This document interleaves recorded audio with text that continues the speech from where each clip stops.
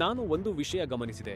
ನಾವು ಆತ್ಮಜ್ಞಾನ ಆತ್ಮ ಪರಿಶೀಲನೆ ಬಗ್ಗೆ ನಡೆಸುವ ಈ ಸಂಭಾಷಣೆಗಳು ಇವು ಎಲ್ಲೋ ಒಂದು ಸೌಲಭ್ಯದಿಂದ ಬರುತ್ತಿವೆ.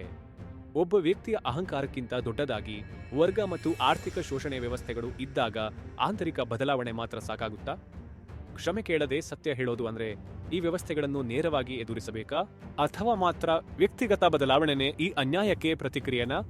ಈ ವ್ಯವಸ್ಥೆಗಳನ್ನು ಯಾರು ಎದುರಿಸ್ತಾರೆ?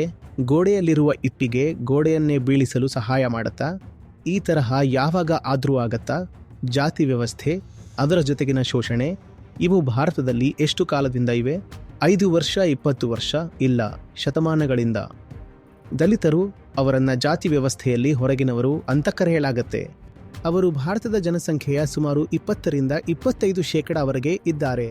ಅವರ ಜೊತೆಗೆ ಶೆಡ್ಯೂಲ್ಡ್ ಕಾಸ್ಟ್, ಶೆಡ್ಯೂಲ್ಡ್ ಟ್ರೈಬ್ ಸೇರಿ ದೊಡ್ಡ ಪ್ರಮಾಣದ ಜನಸಂಖ್ಯೆ ಇದೆ. ಮತ್ತೆ ಶೂದ್ರರು, ಇವರು ಇಂದಿನ ಇತರ ಹಿಂದುಳಿದ ವರ್ಗಗಳು. ಅವರು ಸುಮಾರು 50-55%. ಇವರನ್ನೆಲ್ಲ ಸೇರಿಸಿದ್ರೆ ಎಷ್ಟು ಆಗುತ್ತೆ? ಸುಮಾರು 75%. ಸರಿ, ಈಗ ನೀವು ಹಿಂಸೆಯ ಬಗ್ಗೆ ಮಾತಾಡಿದ್ರಿ. ಅತಿ ಹೆಚ್ಚು ಹಿಂಸೆಗೆ ಒಳಗಾದ ವರ್ಗ ಮಹಿಳೆಯರು. ಉಳಿದ 25% ಜನರಲ್ಲಿ ಕೂಡ ಸುಮಾರು 12% ಮಹಿಳೆಯರು ಶತಮಾನಗಳಿಂದ ಹಿಂಸೆಗೆ ಒಳಗಾಗಿದ್ದಾರೆ. ಹೀಗಾಗಿ ಒಟ್ಟು ಎಷ್ಟು ಜನ ಶೋಷಣೆಗೆ ಒಳಗಾಗಿದ್ದಾರೆ? 87%.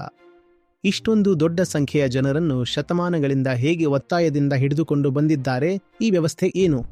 ಈ ವ್ಯವಸ್ಥೆಯನ್ನು ಯಾರು ನಿರ್ಮಿಸಿದ್ದಾರೆ ಮತ್ತು ಯಾರು ಅದನ್ನು ಬೆಂಬಲಿಸಿದ್ದಾರೆ?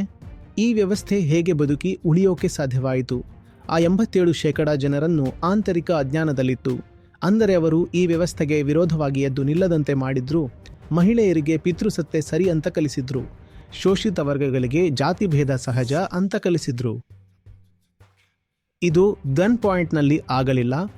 ಇದು ಆಂತರಿಕ ಅಜ್ಞಾನದಿಂದ ನಡೆದಿದ್ದು. ಇದು ಆಂತರಿಕ ಗುಲಾಮಗಿರಿಯಿಂದ ಆಗಿದ್ದು. ಹಾಗಾಗಿ ಮೊದಲ ಹೆಜ್ಜೆ ಏನು?